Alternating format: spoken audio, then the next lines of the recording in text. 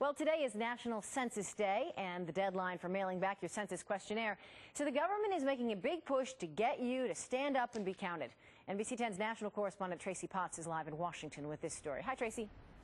Hey there, this is something we go through every 10 years. You may remember doing it back in 2000. That time is here again. But this time, census officials say they may have a more difficult time tracking people down because of the housing crisis. We can't move forward until you mail it back. You've probably heard those hip new ads and should have the census form by now. The government counts everyone living in the U.S. through April 1st, which means this newborn will be one of the last ones counted. We can't move forward until you mail it back. Woo-hoo! Local officials are making a big deal at rallies all over the country today, and here's why.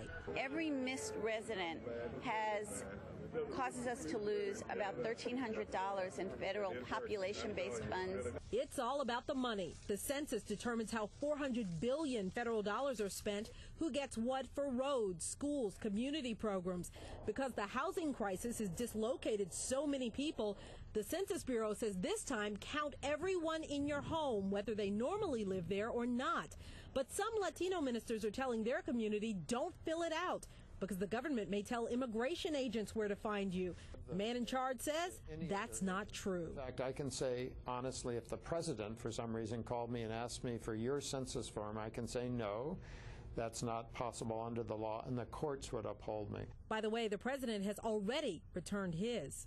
But do make sure you have the right form, because there are fake ones floating around asking for money, social security numbers, your signature, even bank information. The people that have called me, they've already filled out their form and sent it back, and they're sick. So far, just over half of U.S. households have returned their census. You've got 2 more weeks to do so before Uncle Sam comes knocking on your door. Now, the Census Bureau says when you fill out that form, consider it your contribution to the economy, because when you mail it in, it only costs the government and you, the taxpayer, just a few cents, basically the cost of a stamp. But if they have to send someone out to your house to get that information, the cost is almost $60 per visit. When you add them all up, that's almost $1.5 billion. Live from Washington, I'm Tracy Potts, NBC 10 News.